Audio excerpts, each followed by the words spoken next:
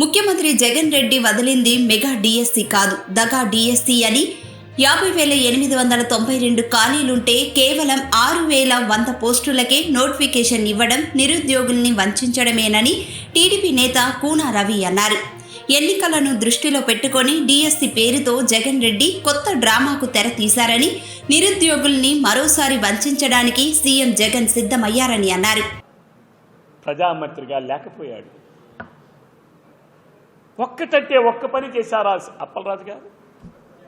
Offshore reservoir 130 కోట్ల రూపాయలు ఖర్చు పెడితే రిజర్వాయర్ పూర్తయి ఉద్దానం ప్రాంతానికి త్రాగునీరు వచ్చుండేది. నీ నియోజకవర్గంలో 25,000 ఎకరాలకి నీళ్ళు వచ్చుండేవి.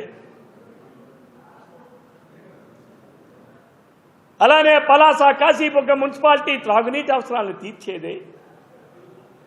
ఒక తత్తడ మట్టి పని చేయించలేకపోయారే. మీరెందుకు మంత్రిగా ఉండి ఈ జిల్లాకి, ఆ నియోజకవర్గానికి దేనికోసం? శ్రీకాకుళం జిల్లాలో ఇచ్చాపురం నియోజకవర్గంలో, పలాస నియోజకవర్గంలో 8 మండలాలకి చుక్క నీరు లేక అల్లాడుతూ ఉన్నారే, తాగడానికి నీళ్ళు లేక ఇబ్బంది పడుతున్నారే.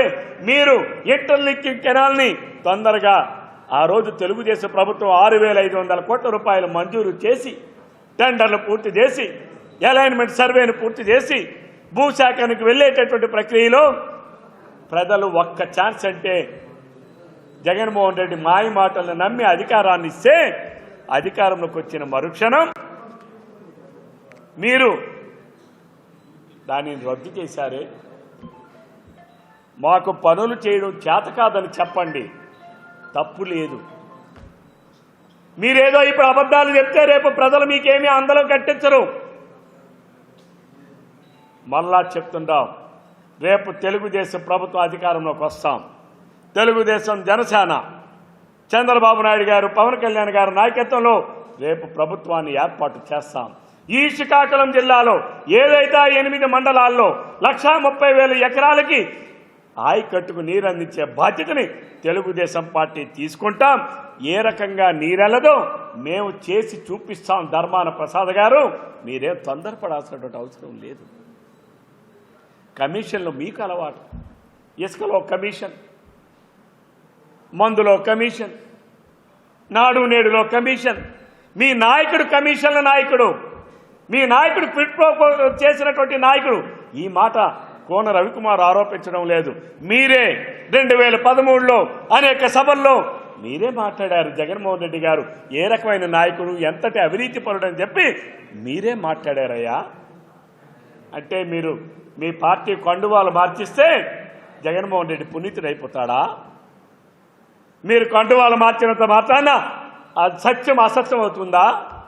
మీరు కండువాలు జెండాలు మార్చినంత మాత్రాన ఒక నిజం అబద్ధం అయిపోతుందా? అంటే మీరు, మీ నాయకుడు అసత్యాలు మేము మాట్లాడి అధికారంలోకి వచ్చాం, మరలా మేము అసత్యాలు చెప్తే ప్రజలు మా మాయ మాటలు నమ్ముతారని మీరు అతి ధీమాతో ఉన్నారా? రేపు ఈ శ్రీకాకుళం జిల్లా ప్రధానికం మీకు చీల్చి చెండాడడానికి సిద్ధంగా ఉన్నారు. ఇచ్చాపురం నియోజకవర్గం ఉన్నటువంటి నేను వైసీపీ ప్రజాప్రతినిధులను డిమాండ్ చేస్తున్నాను, మీరు ఎందుకు సాధించలేకపోయారు? మీరు అసలు ఏమి ఇవ్వగలరు?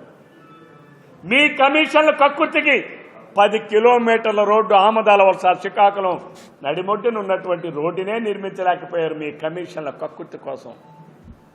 మీ డమాబుస్ రోడ్డు, మీ డమాబుస్సుల సీతారాం ఆ కాంట్రాక్టర్ని భయపెట్టి, ప్రలోభపెట్టి, హింసపెట్టి ప్రజలకి పని జరగనివ్వకుండా చేసి కమిషన్లు దండుకునేది వాస్తవం కాదా? మీకు దమ్ముంటే దానిని ఖండించగలరా? నేను నిరూపించడానికి నేను సిద్ధంగా ఉన్నాను.